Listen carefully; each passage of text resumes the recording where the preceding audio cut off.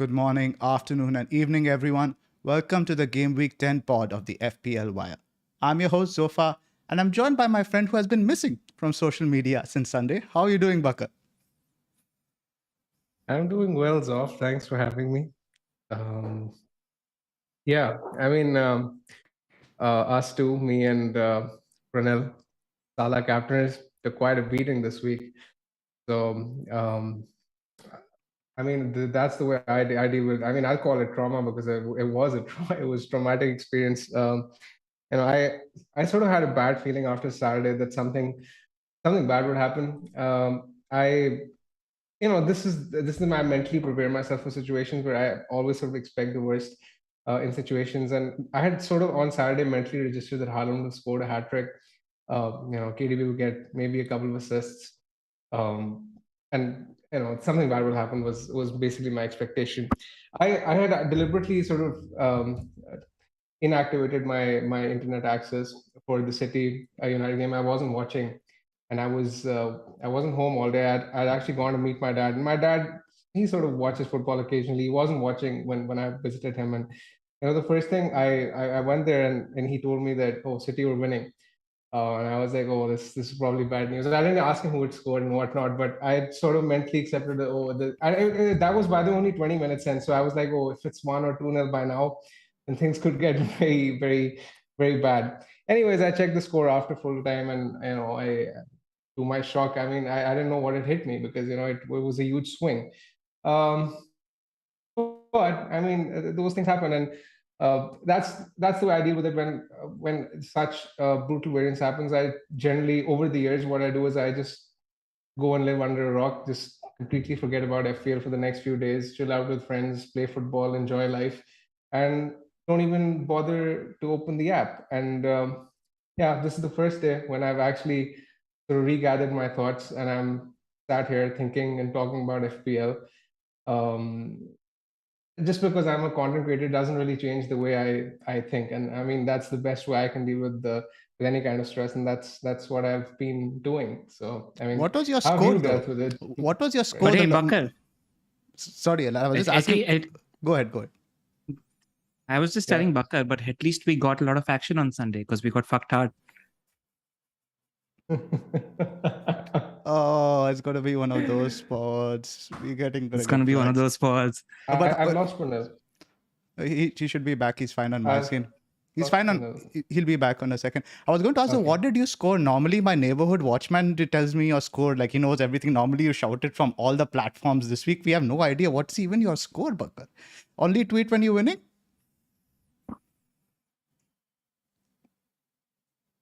No, I don't. I don't usually do that. That's a false accusation. I mean, I don't I'm know. used to I these just saw false that there was no accusations tweet, and the anytime once first tweet I saw this was in fact today after like Saturday, or not tweet on Instagram, which ironically in this week when copying was a debate. Follow my team for 30% sign up, which I thought was brilliant. I It was haven't been following. it was I haven't been timed following like a social sort of media at all, so I Ganguly. don't really know what's been going on regarding whatever Yeah. debates you're referring to. Yeah, it was timed like a sort of Ganguly cover drive. That's all I could say. Okay, of course. What about you, Alar? I mean, we got our pants pulled down. It's what happens. I mean, if you're doing something like this and you're exposing yourself to an extreme outcome, and an extreme outcome like this is what we saw what happened on Sunday. But the regret is not so much about the Haaland captaincy, because I was talking to myself on Monday and I was like, I would have done this 10 out of 10 times. Like probably 60% of the times I would have captained Salah, 40% of the times I would have captained Madison, 0%. So It was fine up till now. We just all of a sudden have some issues. It says now we should be reconnected. Let's just give it a minute till the chat says it's okay again. It says for a it's second. at your end? It said that the stream had dropped for a second. So Okay. it should Let be. us just So Okay, let's let me just let the chat just confirm that we are fully back in business. Well then. chat's saying we're back. Good. We're fine now, Zoph. I don't think we are fine. fine. I'm still getting some crackling on my end. No, I mean the chat is saying back now. We're back. All good. Just a sec. Just Go. Just give it a couple of minutes till we start talking about the actual game week Let me do a speed ahead. test. Quite. Yes. Let me do a speed test. Does seem to be better now. I think things are stabilizing. We had dropped from YouTube for a second, but I do think now we are okay. Okay, it's probably at my end. What I'll do, Zoph, I'll just log out and log in again, because that tends to help. I think that's fine now. If we have another issue after this, then you disconnect. I think we are fine now. Let's try to keep this as it is. Let's go. All right, cool. Let's just move into the sponsor plugs so that Sponsor plug, No, singular this time. As you can see that the Yes. DreamSet logo is gone. We are in the market for another sponsor. You can reach us at the fplwire@gmail.com if you're interested. Let's go. All data you see on the FPL Wire is taken from the Fantasy Football Scout members area. The new improved members area is now up and running, and the new comparison tool lets you compare key stats for up to 3 players. Player projections are also live, and as always, you can access the custom stats table we create or make one for yourself. Sign up for membership today using our affiliate link in the description below. Right. Where should we start off? Do you guys want to have a look at the results from last weekend? It seems so long ago. Or should we dive into the UCL? Bakar, are you here? Yeah, I can hear you. I think we have lost Elat. He might be reconnecting. Yeah, he's not visible on my end as well. Right. So let's just do a quick roundup. I think what were your quick takeaways from last weekend before we talk about the UCL, the fixtures to come? Let's talk about like the big games as such. Let's talk about Arsenal Spurs first up. I mean, Arsenal look in great touch. I expect them to score fairly well against Liverpool as well. I mean, there's a discussion to be had regarding Jesus and Martinelli and whether it's worth keeping them, considering the fact that they have a Game Week 12 blank coming up. I think it is, to be very honest with you, because of the fact that they're posting good numbers. Liverpool, in fact, are actually in the bottom 5 for big chances conceded this season. So I think even this fixture is a good one for them this week. if I had either of them, I would hold on to them. Um, but for example, if I was on a wildcard, I would probably not pick Jesus at the very least. I still think it's worth hanging on to Martinelli despite his game week 12 blank though. What are your thoughts regarding Martinelli's off? So there were a lot of questions we received when I did a Q&A earlier this week, and they said, what should we do with Arsenal and Man City assets? And I think it's unfair to keep them in the same bracket. Now, Arsenal guys are good, but they don't have the ceiling that the City guys of going 20 plus in every fixture, right? They're more of the tick along guys. You're going to get your 8, 10s and all that stuff. That being said, I think they are dispensable this week for Martinelli. I don't mind losing him necessarily for Trossard, but Jesus, there are options available. You see Wilson, who's looking quite good. Welbeck, I like his prospects going forward. So I'm not against the idea. If I had to choose between moving City or Arsenal assets on, I'd move my Arsenal assets on first. I agree, but I mean, why do you have to actually move them out this week? There's, you can just easily Not just roll the necessarily transfer or this something week. like that, right? I wanted to tilt the discussion more of a macro discussion of strategy towards now game week 12. Whether what we should look at is fielding 10 players necessary, because even by fielding 10 players, you're likely going to have other suboptimal players like Neko and stuff like that, right? So what is the trade-off there? Yeah, exactly. I mean, if you're talking about game week 12, then I think you can probably offload Jesus, as I say. I still don't think it's worth selling Martinelli. Look at Arsenal's fixtures after game week 12. They're absolutely brilliant. And even before that, they have, Leeds next week, Liverpool this week is a good fixture. Southampton 13, Forest at home in 14. So, you'd want Martinelli back straight away after game week 12. So, even if it is at the cost of like you playing with 10 players in game week 12, I still think that's fine. That's right. I think one second, Pranal has just entered the waiting room. I'm going to get him in here. We'll pick up the discussion once I get him in here. I think he is back with us now. Your windows are interchanged. Let me fix that real quick. Pranal, we just started the discussion on City and Arsenal. Cool. Let me see. I just have to make sure I get you guys in the right windows. Pranal, just continue the discussion. I'll fix things here. Nothing. I wanted to have a little whine and rant about Phil Foden actually. Go ahead. Because he's like that girl that you've been eyeing up for the last 3 or 4 years. You're putting in the work, you're sending all the messages, etc. And just then you see everybody else or the other guy stealing her. And that's what happened with Phil Foden. So I was just saying that while I didn't really feel too bad about the Haaland hat-trick, but Foden, who's like my boy, him scoring a hat-trick was a little heartbreaking because I've been on Foden for the past 2.5 years, been talking him up for a long, long time. So that's what hurt. And he's just a good pick. He's a very, very good pick. I mean, when I was building that Game Week 8 wildcard, we were talking about it, Zoph. And he was somebody who was always in the box. The only thing that wasn't happening was him making the connection of ball falling to him. But he was always in the box. He was always good for a few goals. I just didn't go there because I went De Bruyne. And yeah, that bit hurt. But he's a good pick. Pranil, but you got Zaha last week. Don't you have gone to Foden? No, because I have 3. No, I don't have. Last week I sold De Bruyne and got in Salah. That's what I did last week. Yeah. Yeah, but that's the thing. Didn't you buy Zaha as well for someone? Yeah, I did buy Zaha. And I didn't have Kulusevski, I remember. Yeah, Kulusevski.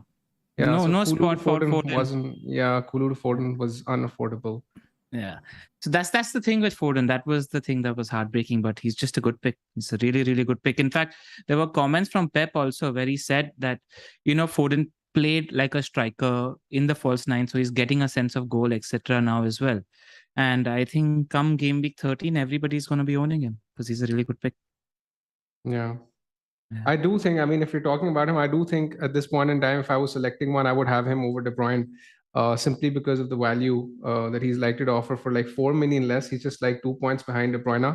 And he's in fact just second only to Haaland for shots in the box, big chances, and penalty area touches. And he started all the fixtures this season. So 9 out of 9 for Foden so far. And he's looking like incredible value. I completely agree with you when you say that from game week 13 onwards, he looks like a must-own to me. Yeah, and just City have evolved, right, into that formation that they want to play without a striker. Like, I feel like Jack, Haaland, and Foden as a front three looks very settled. Jack's flying. Like, he was the one that set the tone on Sunday. He was bloody good, and he's been good for a while now.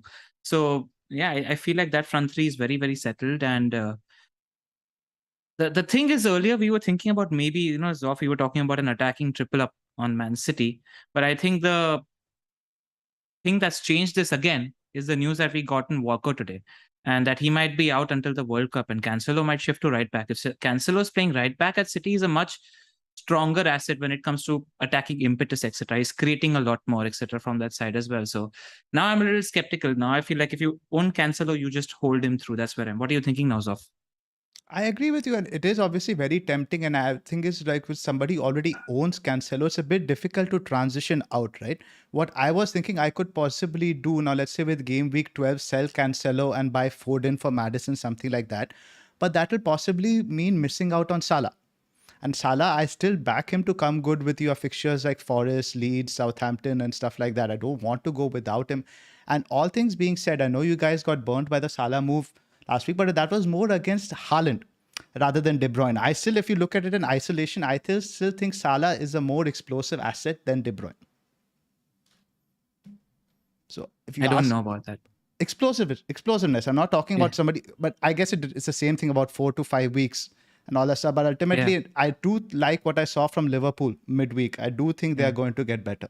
And we'll talk about that in a few minutes. But there's also the argument to be had that, I mean, are the guys like, Salah and De Bruyne even worth to have when Haaland is going to be the captain? Absolutely fair argument. And you can pitch Nunes, Jota, something like that, especially if they're going to be playing this like one striker formation. So it's absolutely before we progress to Liverpool, and not just that, Zoph. Yeah, you can go ahead, Pranil. I just want to say that the thing about De Bruyne not being perceived as explosive has everything to do with the fact, I'm just talking about perception. It has everything to do with the fact that he plays on the same team as Haaland. Like, if you're comparing apples to apples, so far in the past 30 odd games, he hasn't done anything to indicate that he's less explosive than Mo Salah. Like, he's very, very involved. He's involved in all the chance creations. He's already into 8 assists. He's feeding the best finisher in the game. I think the problem with us, and I feel the same way, that, Salah's more explosive, it's just because he's on the same team as Haaland. That's where I think maybe our fine-tuning and thinking is there. I don't know. Maybe it's just that. I don't think it has anything to do with the fact that he's on the same team as Haaland. I think it's more to do with the fact that you just simply expect someone like a Salah to get a hat-trick in a game, and De Bruyne is much more likely to get, a hat-trick of assists. A hat-trick of assists and a goal. Right. The fact is, as of today, City are more likely to score 5 just the every perception. game. I'm not saying that De Bruyne is an explosive. I do think he's explosive, but this perception and this narrative that he isn't explosive is simply because of the fact that he's much more of an assister. Correct. Yeah. But let's just and get down he isn't on penalties as well. Again, he isn't on penalties, exactly. That goes with the same thing. So let's get down to brass tacks now in terms of macro strategy. Obviously, somebody who doesn't have City, like everybody has Haaland, obviously, and we realize you need a second bite of the City cherry. Do you get them in now, or do you wait for game week 13? That's really the question that's to be answered. Bakar, I'll come to you first. Again, this depends on who you're selling, because I assume that the only realistic people that you can sell are some of the 8 million mids. But why would you sell someone like a Madison or Zaha for Foden this week? It doesn't make sense. Or even Bowen for that matter. I mean, if I owned either of the three, I won't sell either for Foden. And as far as Salah is concerned, now that you've got him, you've made your bet. I mean, I'm in a similar position, and I'm not considering the move to De Bruyne, despite the fact that I expect De Bruyne to outscore Salah this week. But again, you have to look at it over the long term, and over the next 4 weeks, I'd say that Salah will probably outscore De Bruyne, especially considering the fact that he has West Ham and Forest in game week 12 and 13. And in 12, he's a potential captaincy option when City are blanking. Correct. Pranil? Yeah, I think what Bakar said, I agree with. I don't have much to say. There is just one additional thing I want to say in terms of it depends on your team. If your team is set and it's looking good for 12, etc., and you can afford to do the hokey cokey, might as well do it. But if there are other places to spend transfers on, I think what Bakar said, you've made your bet, you live with it now. Completely agree with you guys. Not much. Let's talk in terms of macro strategy further about going into game week 12. Do we need to make plans to jettison some City guys, or do you think play with a man shot? What's your thinking there, Pranil? I mean, at the moment I have Haaland, Cancelo and Martinelli. and I'm thinking I'll probably bench. The thing is, there's a lot of observation that needs to be done. I know before we move into strategy, I think one team we closely need to observe, and that has changed how they are operating, is Liverpool. And I think it's a good time for us to dive into that, because they changed into a 4-4-2/4-2-3-1 in the Champions League game against Rangers. Now, what this means is that it probably brings a Liverpool striker into the conversation. One of Nunes or Jota might be an option. Diaz is an option. We don't know how this will or will not change Salah's output. It's a narrow front four from what we noticed. I saw the T4 video that you linked us to as well, Zoph. It probably means that Liverpool get a little solid in defense, but Trent's attacking impetus reduces. These are all very early assumptions, because how many conclusions can you draw from one game? And it was against a Rangers side that offers nothing, right? So it's a good thing that the next two games for Liverpool are against City and against Arsenal, because we get to observe. And based on the observations that we make and what we see, we can jump on the right Liverpool assets in game week 12. I think that's where we are.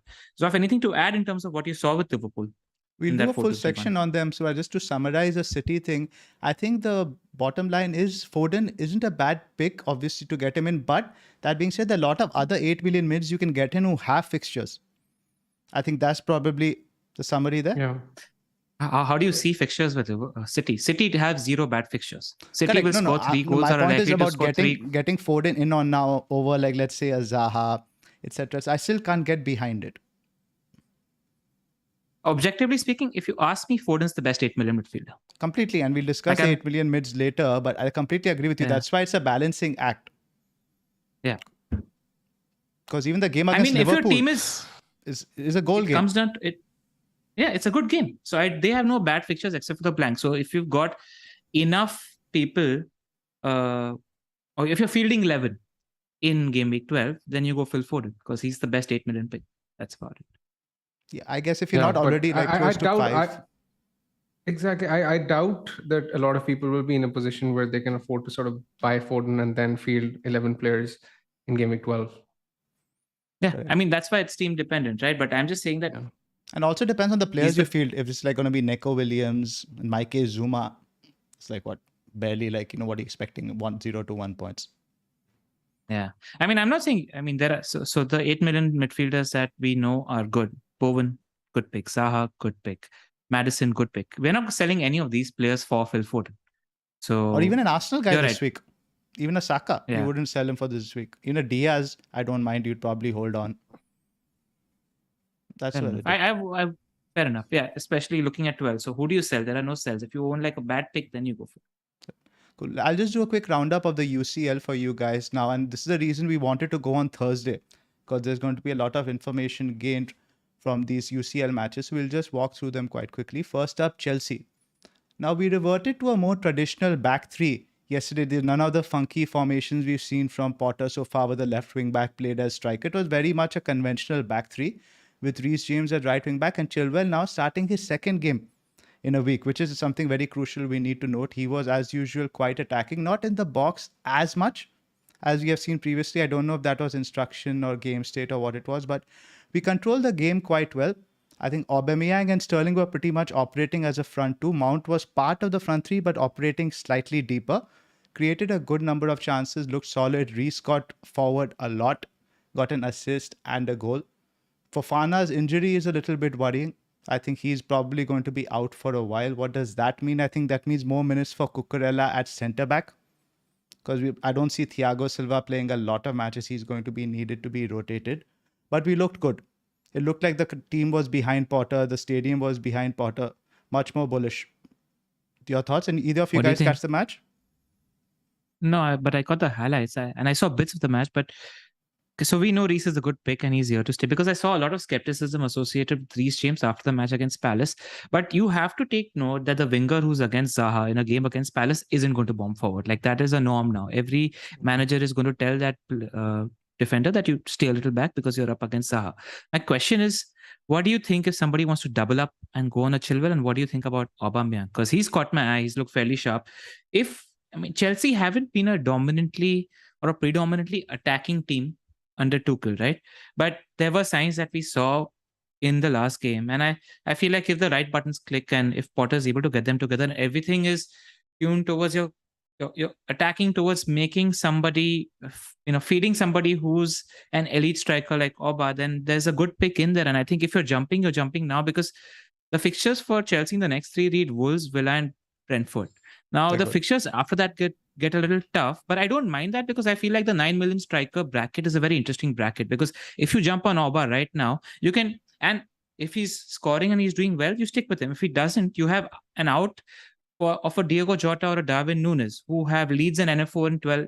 West Ham leads an NFO in 12, 13, 14. So what do you think about that? That 9 million striker is something that intrigues me a lot right now. So Oba was actually getting into more threatening positions than Sterling, and I was telling you in the chat, I think he's a bit like Adebayor. When he's motivated, when there's a new manager, there's a new team bounce, like he will perform during then. Oba guarantees goals. If Oba is motivated, is on the pitch, he gets the service, he's going to score you goals. So I quite like him. I think he's one of the first names on the team sheet. I think possibly Sterling even. I think Sterling's quite solid as well. I don't see Sterling dropping out. So they're both equal in terms of nailiness. But in terms of goal threat, I like Oba more than Sterling. Much more direct. And I think he might take penalties when Jorginho is not on the pitch as well. Good chance of that. So you're not worried about expected minutes with Oba. That's what I wanted to hear. Not at all. But that being said, we have a really deep squad. If you looked at our squad yesterday, the bench would probably finish like mid-table. So very strong squad. So he has to balance the minutes. I don't know how he's going to do that, probably through early subs. Because he can't mess around in the Champions League. We don't have scope to rotate because of the group being quite tight. But I think Oba is a great pick going forward. Zoph, what's caught my eye over here is Kepa. Do you think he's going to keep a starting position? Because Mendy was on the bench yesterday, and in fact, I was reading up on Potter's post-match interview after Crystal Palace, and he was very complimentary of Kepa. And now that you guys have kept a clean sheet against Milan, do you expect him to hold on to his spot? I think so. I think Kepa is going through a bit of purple patch in life and generally recently married a Miss Universe. I remember Barthez doing this thing with Madonna again. The confidence just goes through the roof. He made one really good save, and probably the only save of note, the chance that Liao created. You like that one? I like that one. So, yeah. And I could see the smile on Bakar's face. That's Bakar's dream right there. Is there a Miss Universe in the DMs, Bakar? As I said, I haven't really checked my socials over the past week, so I'll have to check again. But bro, genuinely, it's the right time to play the sympathy card. Women like to do that. They like to caress and comfort when things are bad. You could just play that card. Show a slightly sadder face. It'll work in it. I love playing the sympathy card. Yeah, especially with women. And then check your DMs, because it's gonna work, man. I'm a married man, so I'm just handing over the baton to you. That's Tell her you have Norwegian wood. Yeah. Okay, enough of this, though. Okay, it's hard to move on. Okay, but we shall move on. Let's talk about Chilwell. I think Chilwell, the thing is now there's a bit of a dearth of premium defenders, aren't there? If you're not going to go Trent, if you don't trust Liverpool, there's there's Trippier, there's James, there's Cancelo. Who else? Because the guys the mid-price defenders aren't really appealing, right? Your guys like your Cash, etc. So we looked at previously, they're not there. I don't even know what Chilwell's price is. I'm guessing he must be 5.7-ish, late 5 bracket. So I do like him if you want to downgrade somebody like a Trent now. I do think, because if he plays in this setup, this is very much a natural wing-back setup. You can't play a Sterling or someone in this, because this left wing-back is actually playing a much more defensive role in this thing. So I think in that aspect, Chilwell is streets ahead of Cucurella. Just a couple of note of cautions, actually, if you're going that way. Because, what happens is right now, maybe people are on 3 defenders, and the moment you add a 4th one, you're sort of cock-blocking yourself out of an extra attacker. And when game week 12 or 13 hits, you're going to want attackers from Arsenal, City, and Liverpool. So I think you need to be a little careful about how many funds you're spreading everywhere. That needs to be something that needs to be in your head, because there are 9 million strikers that we're talking about. Diaz is going to be an option there. Then Foden is going to be an option. Then we'll want De Bruyne if we don't want De Bruyne. Because the fixtures are really attacking. You're going to have 1 clean sheet, but there is a chance to get 3, 4, 5 attacking returns in a single game. So need to be a little careful. And Chilwell, I think if you're punting on Chilwell, you punt right now, because Wolves, Villa, Brentford, the next 3 are nice. After that, you have United, Brighton, Arsenal, and Newcastle, which aren't great clean sheet fixtures. So if you're jumping and going there distance with Chilwell, I think you do it now. Yes, but Zoph, now with Fofana's injury, you'd expect Cucurella to come straight back in. So do you expect Potter to, I know he's a hard man to predict, but do you expect him to stick with Chilwell for the next few, or do you think he can experiment with someone like a Sterling as the left wing back? It all depends on systems, right? I don't know how much horses for courses Potter is, right? The sample size is very small. But so far, I think yesterday's system is the one I've liked the most. And it seems that this is what the players are comfortable, because this is pretty much Tuchel's system. This Tuchel system where the players are actually trying. There's not much rocket science to it further than that. So it's what he knows. He doesn't really have the time to put it in the training pitch. But in the next game, he goes to a back four against Wolves who play a four. I don't know. So it is a risk. And also, and I feel like if you're going in there, temporary expectations, because you mentioned your schedule's tight. So, Chilwell hasn't been fit for a long time. You know what I'm saying? So there will be rotation, I think, in that Chilwell spot, because the wingback spot requires a lot of running anyway. So I'm a little hesitant. Just temper expectations if you're going there, because he's capable of 2 goals in a single game. He's a goal-scoring wingback, but just expected minutes is dodgy. It's a high risk, high reward. Yep. Move on to Liverpool. Speaking of which, I think it's just a little bit of a conversation that we need to have after the Salah captaincy. You don't mind me backtracking to that, because I just think it's an important conversation to have, where it's a big mistake that I made in the season. I finished 700k, and I think our listeners can learn from it. Is that when you have a bad outcome like this, where you're 18 pounds down, I saw a lot of whiny little babies on Twitter on Monday saying, "Oh God, my season's over. Shit is bad. My mini leagues are over," which is just not the case. It's not even that bad a hit. Yes, it feels really, really bad when you're watching Haaland do the things and you don't have him into 2 when everybody else has him into 2. But after the thing is done and you're looking at your points on Monday morning, that's 18 points lost. Now you're making up those 18 points on Monday itself against somebody that doesn't own Madam. And that's it. You've covered up the points you lost to Haaland. And the mistake that I made, in that no more season, is that every time I had a bad start, I was trying to shortcut my way back to close the gap. And doing the shortcut way led to me not doing the obvious things. And that led to the gap being wider and wider.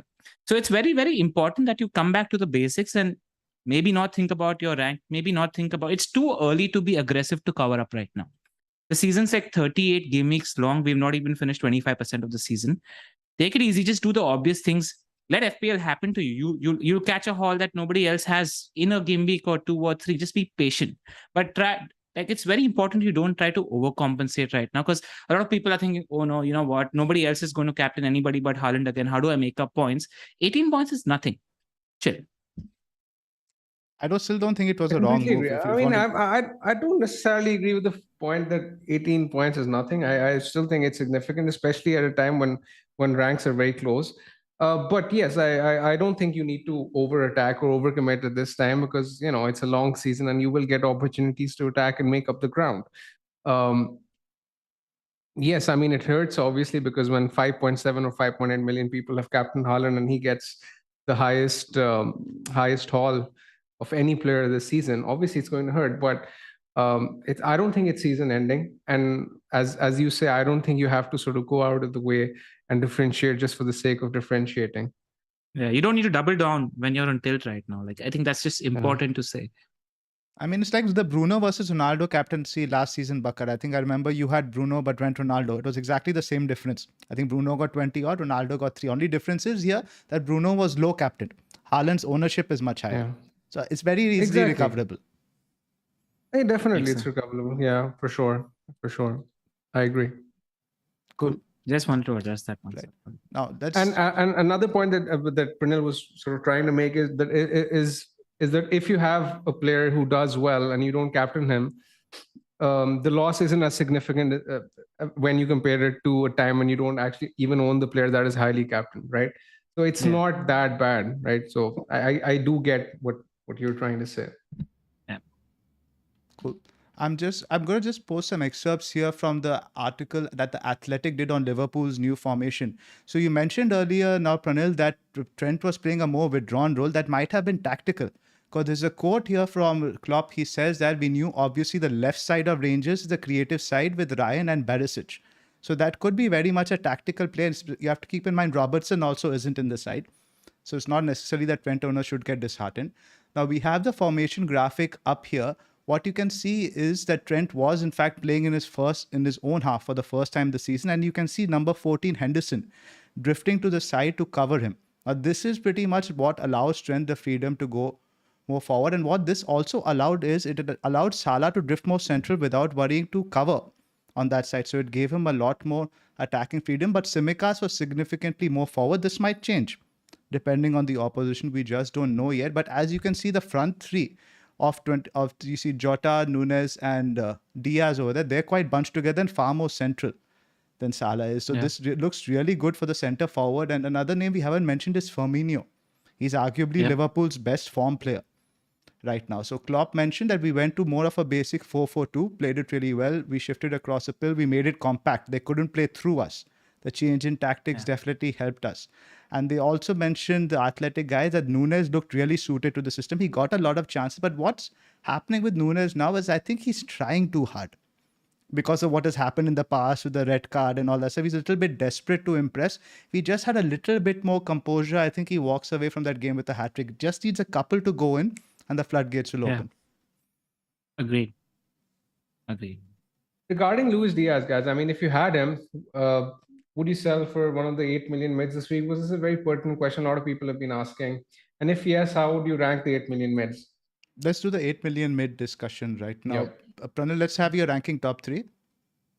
But just with regards to Diaz, I think we'll just answer that question first. I think if your team is set everywhere else, like let's say Mitro is fine and you own Mitro and you don't have places to spend your transfer, then I feel like you can go fixture chasing for the next 2, then come back to the right 8 million midfielder. But outside of that, Salah and Diaz are playing the same role on opposite ends of the side, and Diaz hasn't set a foot wrong this season. I have no problems with Diaz. Like, I don't think he's a hard sell. I don't think he's a priority sell. If you have other fires to take care of, then take care of them first, because I'm happy to play Diaz. I think he's almost nailed that spot on that wing for Liverpool, so I wouldn't worry too much about rotation. I don't think there's a need to sell him necessarily. Yeah. When it comes to the ranking of the 8 million mids, I mean, if Foden didn't have that blank in 12, I think he's number 1. But we do have to take that into consideration. Yeah, if picking one right now, that's what we're considering, right? Maddison has to be undisputable, hasn't he? Yeah, Maddison. I agree. Maddison number 1, Zaha number 2, I think, for me, and probably Bowen would be my 3rd. With Bowen, right, I'm sure, Bakar, you've seen the stats, and I was quite surprised to see that West Ham have created 6 big chances this season. I was quite surprised to see that. I think only Bournemouth have created fewer, but they did look like they're getting some form. I like the next 2 fixtures immediately, because you have your Fulham and Southampton, who are both struggling, but then you have Liverpool, and right after that, then Bournemouth, and then you have United. Yeah, Zoph, but when we were wildcarding in 8, I remember having a discussion with you before the start of Gameweek 8. I mean, West Ham's numbers were absolutely abysmal. Over the past 2, they've had decent fixtures. I mean, one was at Everton this week. They had Wolves, so obviously his numbers have improved. But simply he's a fixture play. When 3 of your next 4 eat Fulham, Southampton, and Bournemouth, and you're on penalties and you're nailed for 90 minutes, I mean, that's enough for me to agree. justify I get selection. the point you're making, but just hear me out. What if Bowen had blanked last weekend? Would he still be number 3? I think so, probably. Yeah. It's very close between him and Foden, to be very honest with you. I think Bowen is more of a keep. I think if you own Bowen now, you probably don't need to move him on. But I don't know if I would necessarily be the one he would be the one I would be buying right now. That's where I am. Exactly. I don't think I'd buy either, because there are a lot of people who don't own both of Maddison and Zaha, and I assume the significant majority would pick one of them, whichever one they You're don't having have. some audio issues again. One of you guys, I don't know, maybe the connection's acting up. I think it should stabilize in a second. Sounds better now. All right. Just one thing, though, I want to say about Zaha, Bowen, and Maddison, and you do need to take that into consideration, is neither Zaha nor Maddison play midweek. And I think that makes a difference. The thing with West Ham, they still have the Thursday football. And just because of that, I think Zaha and Maddison are above Bowen for me.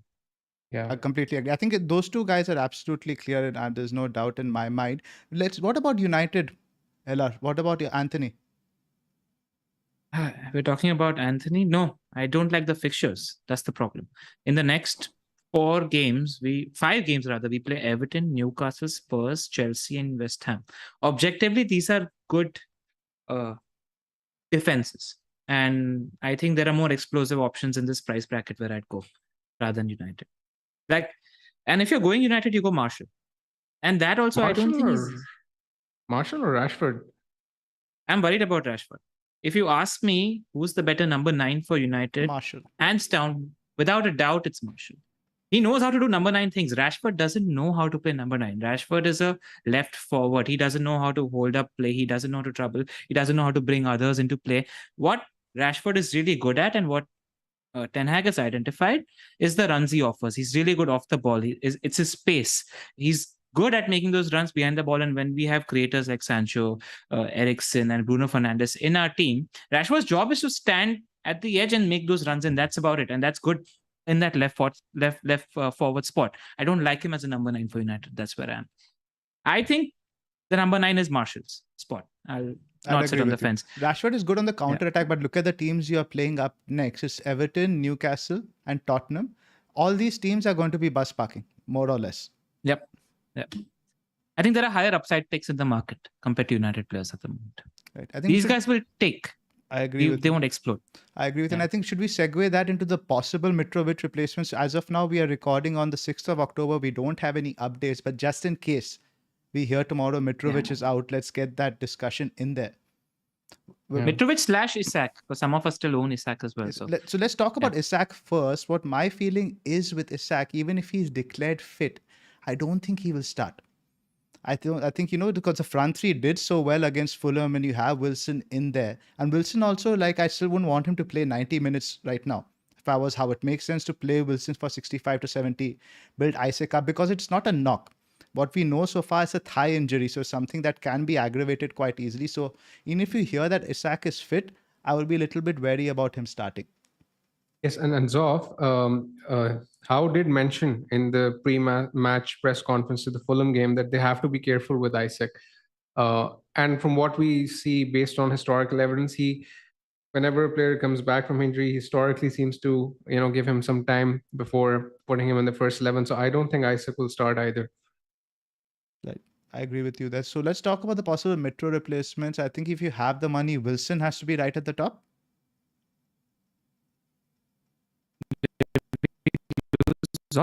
I lost you some 1 second, guys. I think again we had another audio issue. You guys couldn't hear me? No, I can hear you now. Yeah, so I was just saying, if now Mitrovic is confirmed out, let's say, I think if he's out for just 1 week, obviously you hold, but if it's anything 2 weeks or more, if you have the money, the standout replacement is Wilson? Yeah. Bakar? Probably, but I mean, I'm not entirely convinced, because yes, he can do well this week. I do expect Newcastle to do well against Brentford, but after that, I'm really not sure, because they have United, Spurs in 2 of their next 4. Isn't really ideal when you're looking at it from an attacking point of view. None of the forwards really stand out. I mean, I won't buy Tony right now because of his fixtures, which are upcoming.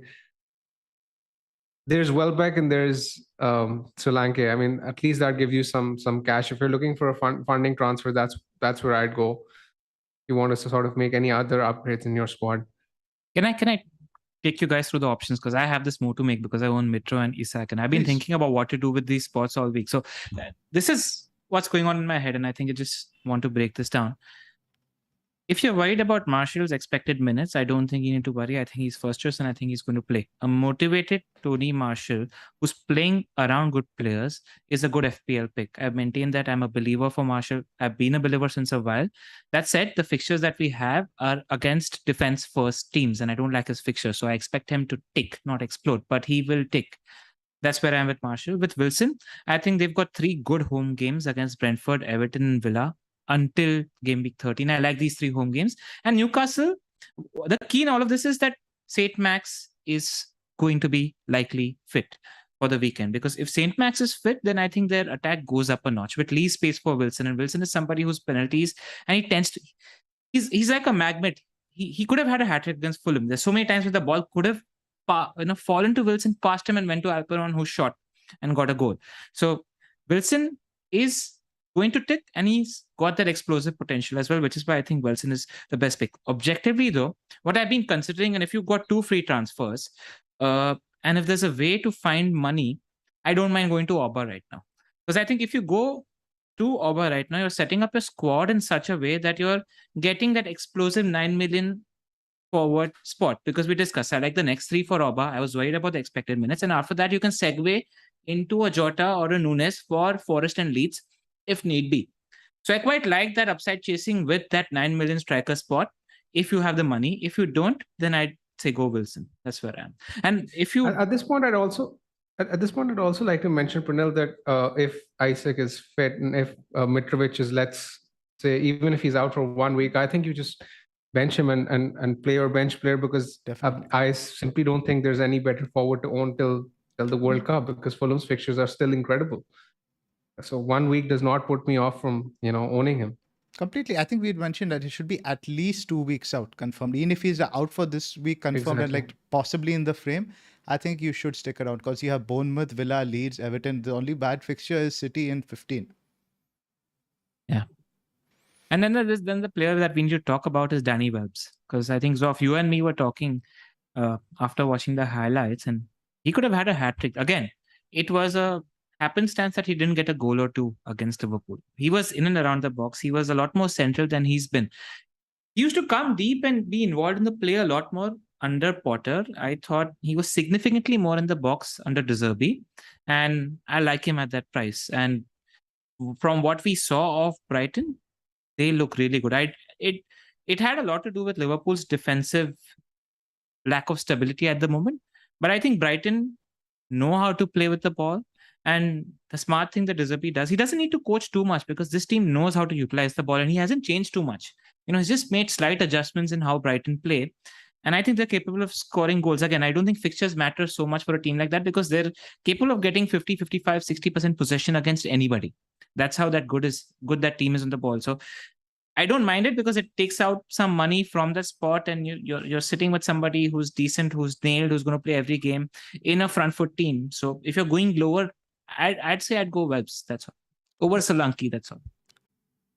We are back again. Let's just give it a couple of minutes. Oh, YouTube is dodgy today. My connection is absolutely fine. Just YouTube being dodgy. Yep. Sorry, LR. Go in on Trossard. What were you saying?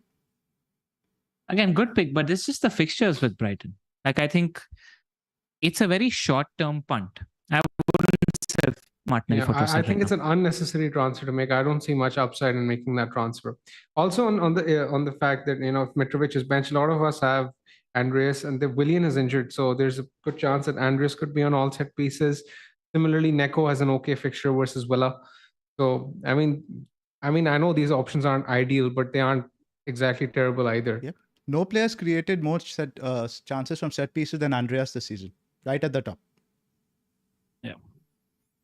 Cool. I want to get your opinion on Solanke. I've never actually spoken about him to you all week. What's your thoughts on Solanke? I think now if you're going lower, I think there are better options. I just go Welbs. How expensive is Welbs? I think 6.5 or something. 6.5. He's not Solanke's level. He's not 5.7. But what is your thoughts on him as a pick? As a pick, if it facilitates and you're making your bet with Solanke, it's a pick I won't ever make. But I completely understand the logic behind going for a Solanke when you're getting a 90-minute man who's basic. I really rate the player. I think he's a really good player. The problem is the team. The team is a Burnley-ish defense first team, but I don't mind a 90-minute man who's on penalties, who's the talisman in this is where I wanted to ask you, is he at the talisman now? Because from what I have seen, he's sort of doing a lot of hold-up play to bring more in. He was a talisman under Bakar. Everything was tailored towards him, but I think there is a shift. He's not. I completely agree with what you said in terms of enabler and all that stuff, but I think Moore is going to have a little bit more goal involvement than we think. Fair. Good shout then. That's a good point. He's better off playing as the lone striker, but exactly. Moore isn't nailed. Can you I think I think O'Neill is. No, I'm not saying you should go for open. him. I'm just saying that, like, we are talking about how, like, Solanke was a clear talisman and stuff. That was under Parker. And I'm still not saying he's a bad pick. Yeah. But just that the more factor has not been mentioned around at all. And I think that needs to be kept in mind. Yeah, I know. In fact, I was speaking to a Bournemouth fan last week, and he did bring this up, and he did say that as the lone striker, Solanke is likely to get much more opportunities, and that's one of the cases. That's one of the reasons why he hasn't really been, racking up the shots this season, because Moore is playing alongside him occasionally.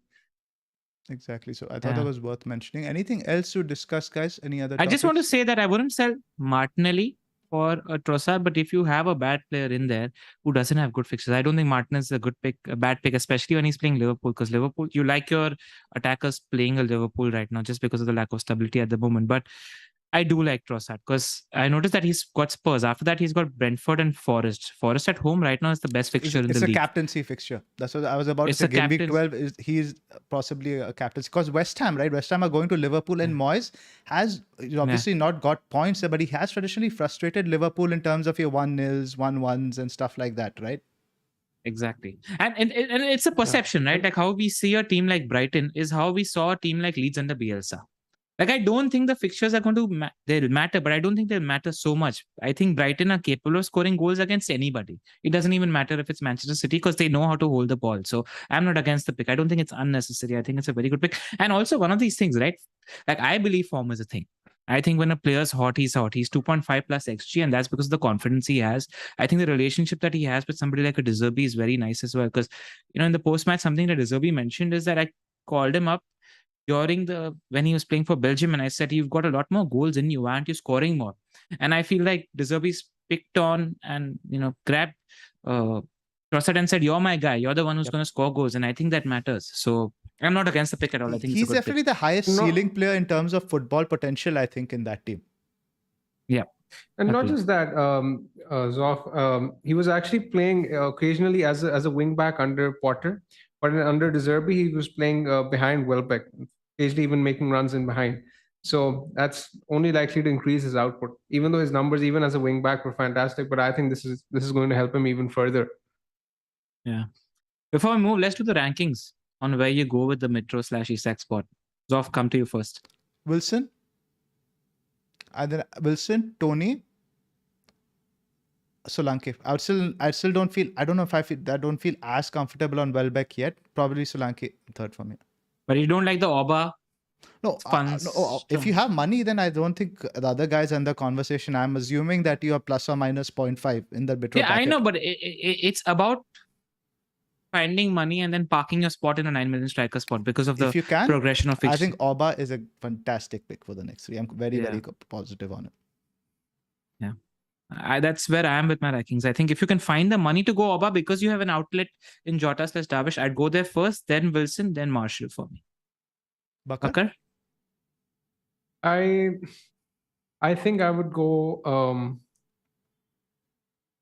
Wilson, Marshall, and then Solanke. Cool. What next, Zoph? I don't know. I haven't got any particular topics in mind. Anything else you guys want to talk about? I mean, we can do a captaincy, a full detailed conversation about captaincy this week. What do you guys think about that? I think everything else is covered. Yeah. We'll give it a bit longer in the Q&A. If anything we missed, I'm sure the chat will point us out. Do we have the results? Do we have the results page? I'll quickly read out the fixtures one by one and see if there's anything that pops out. I have the results. At this point, let's also discuss Dhaka. Quite a few people in the chat were asking for Dhaka. So why not discuss Dhaka in the Mitrovic replacement section? Not for me. Not for me. I'm not convinced he's nailed. Yeah. Same here. I mean, he just seems like that guy who's one bad performance away from getting dropped. Agree. Vardy, though, isn't looking like the main guy anymore. I must say that. I wasn't that impressed with him. He's not having that same, I don't know, obviously age catches up, but he's lost a bit of pace. His movement was off. I wasn't very impressed with him against Forest. I just don't know who's nailed, and that's all. I think Maddison and Barnes are the picks in Leicester. Is Iheanacho fit? He doesn't seem to be getting minutes at all. I have no idea what's up with Nacho. No idea. Cool. You wanted to do the fixture roundup?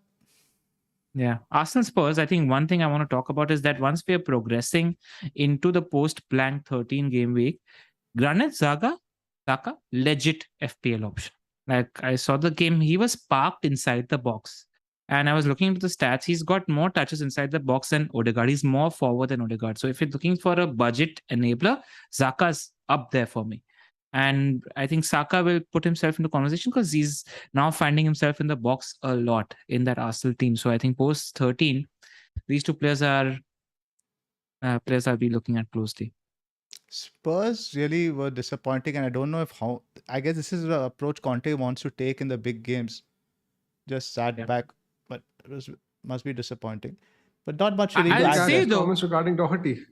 I'll say that Spurs were too poor Son passes away from 3-3. The connection is not there. This season that him and Kane had that telepathic connection that's missing.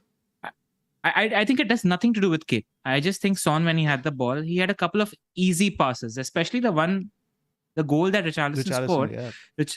Richarlison was through. He misplaced that pass and Richarlison salvaged a terrible situation and won a penalty, and because of which Spurs had a goal. But Son's didn't look on it. They were there. Arsenal were there for the taking on the counter. People don't understand that if you're not dictating a game, you're dominating the game and you deserve to win. No, if somebody knows how to counter well, it's a thing in football. I mean, Mourinho's made a career out of it. Even when he played with us at Chelsea, that's how pretty much he played. He parked Matic and Kante in midfield and played with like a back three. Exactly. And if people are, especially because Emerson is out for 3 game weeks, if you're chasing a high upside punt in defense, Perisic is something I still don't mind. That's where I'm with him. Because I think the likelihood of him playing the next 2-3 is a lot higher now that Emerson is not going to play in the league for 3 game weeks. At right back, though, especially considering that Conte has said that he doesn't want to lose, and if he plays Doherty, that's likely to happen. So I mean, he was, frankly, very derogatory in his comments regarding Doherty. So I don't think Doherty is going to start either. I'd expect Sessegnon to come in as the left wing back and Perisic to start on the right now. I don't think this is a good fixture for him, though. I do expect Brighton to score for sure. Yeah. Because I was surprised he didn't give Doherty even any minutes midweek. He knows that Emerson is not going to play in the weekend. He didn't bother giving the backup guy any minutes midweek to build up his match fitness or anything. So you're probably right over there. It's going to be Perisic at right wing back, Sess on the left. Move on to the next one, Bournemouth, Brentford. And again, 3rd clean sheet at home for Bournemouth. Bus parking, only 1 big chance conceded all games. So again, the perception there, not a fixture to target. Yeah, I think you can target him, but with very good teams like City or Liverpool. That's about it. Correct. In terms good of teams will mid-table guys, because I know a lot of people went Tony captain this week. They're definitely not a captaincy fixture they're playing against like either top 3, top 4. Agreed. Palace, Chelsea. I think like you mentioned there, James completely shut down Zaha on the first half of the game. What they did, they put him up against Chilwell. Later on, he got a lot more joy then. But the main thing to be monitored here is the defensive situation. If we heard here that Anderson is only short term, not out for long. If he's out for longer term, then Palace defense becomes quite leaky. And Zaha is still behind Maddison for us in terms of these mid-price midfielders at the moment, just because he didn't score against Chelsea. He came close to scoring. Kepa made a good save off him. Exactly. And even the goal that Edward scored, if he missed, Zaha was right behind him. There, waiting. Absolutely. Fulham, Newcastle. The red card completely killed the game. And sorry, Baker. Sorry, Danny. Miguel Almiron is not an FPL pick. Just don't go there right now. You and Jack Grealish, they both think the same. Yeah. Right.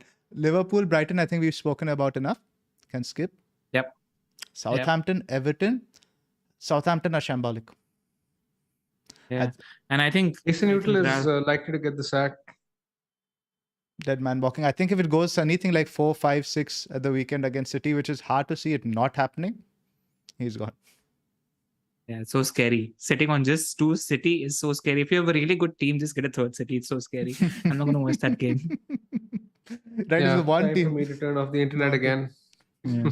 They're the only team in the league yet to keep a clean sheet. Yeah. You know how FPL works, Hmm. but no. they're just Gordon too missed good. out. We heard it's only because of I think illness or a minor precaution. But what do you think about Everton they're being dubbed the league's best defense? I still can't get behind that. They've conceded the fewest number of goals, but I still don't think they're the league's best defense per se. They're just Lampard is just channeling his inner Daesh. That's about it. That's why he got McNeil into the team as well, and a lot of it has to do. A lot of it has to do with Pickford's form. I mean, he's actually, in terms of XG prevented, he's the best performing goalkeeper this season. He's in great form, and I'm sure World Cup is an extra motivation for him as well. But he's been playing really well. I don't necessarily think they're a fixture to target, but for the top teams, for example, if when Spurs are playing them next week, I don't really mind, going for someone like a Kane captain if I own them. I'm not sure. Actually, I don't mind Kane, but because Spurs like to counter. I'm not going and anywhere. Everton Liverpool's such a great captaincy fixture. Not going anywhere but Haaland now. But Everton are defense first. Now, I don't like the matchup for a Spurs against an Everton. I don't mind Kane because they might get the ball, because Everton like to park and counter, which is what also Spurs like to do. That's why it's not a good matchup in my head. That's what the thing is. But I think you're doing a disservice to Tarkowski, Cody, Onana, and Gueye, because we mentioned they add the defensive stability. So they're just the new Burnley. And that's just possibly what I was touching upon now. Do we need to make plans to get in a Spurs guy for game week 11 for the captaincy? And I think with what we've seen of Haaland, I don't think so. Because again, motivation is going to be sky high to score at Anfield. He's already done it for Dortmund. And outside of that, Liverpool versus City, the last 5 or 6 games, they're averaging 3 to 4 goals. So it's a game that leads to goals. So, yeah. Yeah, I don't think you necessarily need to make plans for the Spurs guy next week. Yeah. West Ham Wolves. West Ham solid defensively. Diego Costa looked much sharper than I thought he would. He was fun. He set up a nice, almost scored. I think he's another interesting one we didn't touch upon in that mid-price bracket. It's yet to be seen who Wolves appoint. But whoever is going to be appointed is obviously going to be given the remit of attacking more, right? Because they've been so negative of late. Yeah. But that's one of the reasons why I like Oba for this week, because Wolves don't have Collins, Wolves don't have Nemesh this week. So, they don't have a team for the fixture against Chelsea. So go heavy if you're going this week. Right. So we'll skip the City United fixture covered. Leeds Villa. Dull game. Not much to talk about that game. Leeds were not really that good, but I guess with 10 men, can't really do much. Yeah. It was interesting though that just nothing to do with FPL, but Marsh mentioned that they practiced playing with 10 men, and they had a plan in place in terms of how to do such a game. It's happened multiple times, right? From a footballing point of view, is quite interesting. Yep. When you have 4 weeks off, I guess that's the kind of stuff you do. Right. Bamford, for those contemplating Bamford, he isn't an option. I need him to play some minutes first. He might become an option game week 12.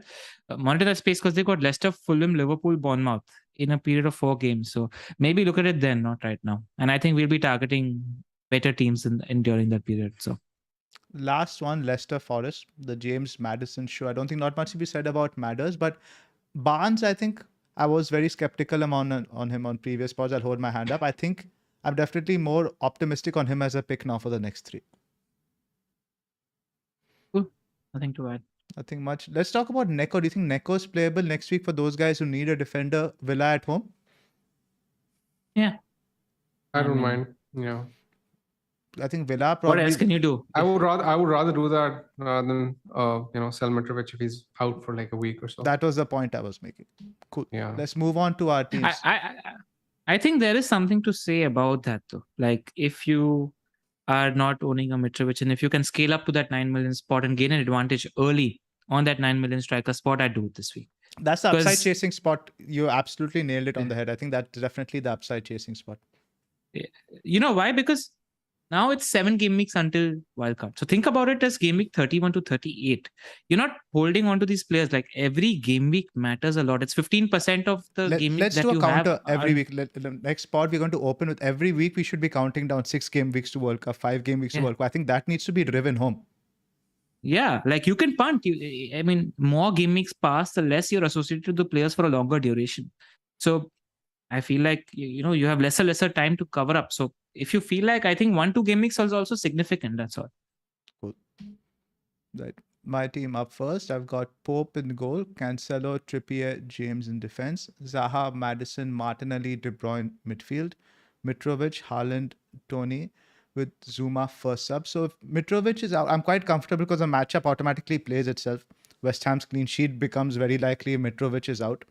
So I'll probably buy myself some thinking time rather than move him out this week, even if he is confirmed out. Yeah, and you don't have a cash cow. I don't have a cash. So I'll probably leave C to next week. But that being said, I do have some money in the bank. I might move him to Wilson because I think the upside is there. Brentford bring the fun. Yeah. And you have 1 free transfer or 2, Zoph? One. All right, good. I won't recommend anything. I think this is whose team? Solanke. So that must be you, Bakar. Bakar, I think, have you lost us? Yeah. There you go. I'm doing Bailey to Zaha this week, and that's probably it. Should I read out your team or do you have it in front of you? Can you hear me? Yes, I can hear you. Yeah, we can hear you. I'll just read out your team for the audio listeners. Can you hear me? Yes, we can hear you. Yeah, Bakar is reading out your team. Yeah. It's Pope in goal, Trippier, James, Cancelo, Bailey, Madison, Salah, Martinelli, Solanke, Haaland, and Mitrovic with Perisic first up. You had mentioned something about Bailey. You're planning to do Bailey to Zaha, right? Cool. I think he's planning. can't hear us. I'm going to do Bailey to Zaha. I have enough cash in the bank to do that. Cool. Moving on to your team, LR. I think the team picks itself this week. Even if Mitrovic is injured, Perisic will come on from the bench, and I think that's a good option to have. Absolutely. LR, your team? It's Pope, Cancelo, James, Trippier, Salah, Madison, Martinelli, and Zaha, Haaland, Isak, and Mitrovic. So I'm looking at moving one of the strikers to Wilson. But that said, Tony Marshall plays tonight. If he looks irresistible, I don't know what happens there. If both of them are out, I'm contemplating setting up the 9 million striker spot. I do that because you have a lot of other issues. Also, you have Patterson also you need to sort out, right? You'll keep carrying these issues forward. I'd rather rip the band-aid off, and if both are out, just get both of them. Fix the issue that's right the thinking. Yeah, so that's where I'm with my striker spot. Cool. Let's do a Q&A before we wrap up. Guys, while you are here, there are about 850 of you guys watching. Just make sure you click on the like button and the subscribe button. It really helps the YouTube algorithm and helps us get discovered. So we'd really be grateful and we'd appreciate that. And we have a Discord as well this season. So if you want to hang around with us, chat with us, it's become a great space now. And it's just not because of us. The contributors and people on our Discord, some really fabulous people. So I think it's a great place to be. If you want to join our Discord, you need to just become a member on YouTube or subscribe to our Patreon. And that's about it. Vishnu Rajesh is asking, hold Son or sell? Son, I think I like Son's next 2 fixtures. I'd hold. Yeah, I'd hold on to Son if I had him. Especially since Kolu is out. No minutes are a lot more secure, right? For Son also. Yes. Yeah. Barnes or Zaha? Zaha. Agree with that. Salah to KDB, Hoki Koki. Nitin's asking. Not worth it. No. I just don't think, especially with captaincy not being a factor, it's not worth it. Also, when it comes to these big hitters, I think the decision is yours. Because I don't think we're going to give you more insight than what you know already. So just need to bite the bullet. They're big decisions. If you have wildcard, is wildcard 13? Is it wildcard 13 or this week? I think 12 or 13 is a good week to wildcard. The only caveat being is that I think you're going to have pretty much 2 days to make your decision, or even 1 day. The last game, I think, of game week 12 finishes on Thursday. Game week 13 deadline is on Saturday. Little bit rotation and little bit short decision time are the only things I don't like about 13. We have a super chat from Nilesh Kapoor. No, the issue is Foden or KDB for Son?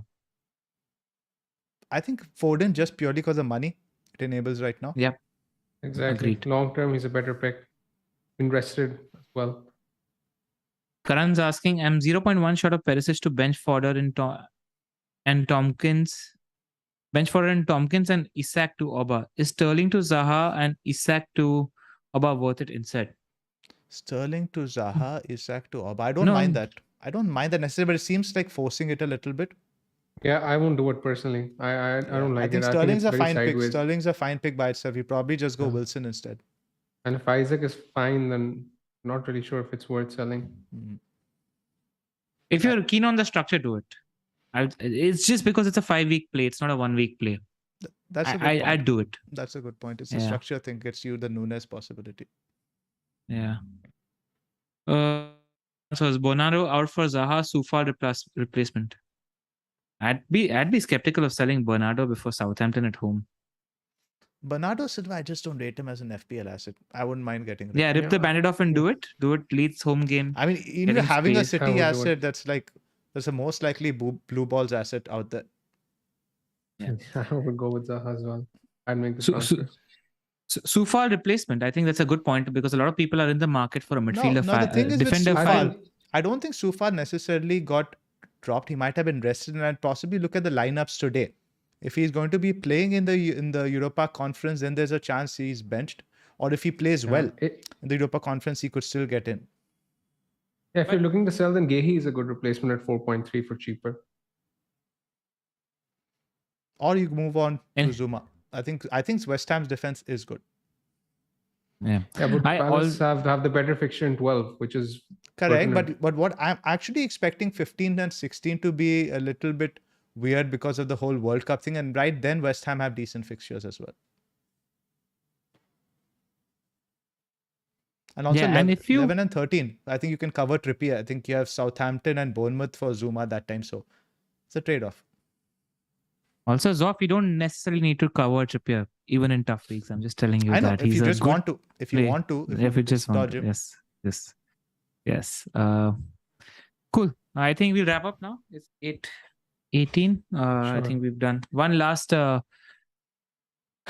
question. HKB Studios is asking, and it's a good question. Get rid of Pereira for 5th mid. What do you guys think? Because it's an outlet for people who are on Metro, and let's say he's out. Going down to bottom price and moving into 5 midfielders, I don't mind it because I think there are enough midfielders and will be enough midfielders Game Week 12 onwards also. It's going to likely mean one player short in Game Week 12, right? Because most likely then you're going for a Dutch striker. That's a trade-off, yes. That's a trade-off. And the fact that it's actually 2 transfers to change structure. That's the only thing I don't like, even though I like the fact that there are plenty of midfielders, as we've discussed, in the mid-price bracket. Yeah. Like even Saka is going to be an option. I think he's going to be a huge differential Game Week 13. I still maintain Pereira is a good pick. Maybe I overvalue him, but he's a 6 million midfielder at price at 4.6. So I just don't like. I just think he's a good whole long term. Okay, we forgot Karan super chat. He did Mitro to Tony rage transfer post Derby, regretting it a bit. Is the hokey cookie next game week warranted if he's only a week out or two? No, you will find better outlets. Don't think about what to do. Tony's now, playing his older club, his former club. We always like those sort of matchups. Yeah, and he did well in the previous game also. I remember it was a 3-all. We had spoken about it last time. I remember last year about the same situation. We owned him. I think I owned him. I think it was a very popular pick at that point last season. All right, guys. No more super chats. We have one last one from Stephen Gallagher. Mitrovic to Wilson or save transfer and play Gueye?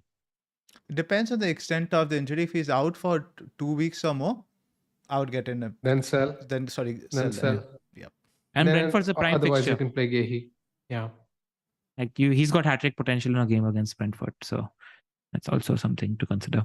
Definitely. Cool. That's it for us this week, guys. Apologies for the slight sound problems earlier. Don't forget to hit the like and subscribe button.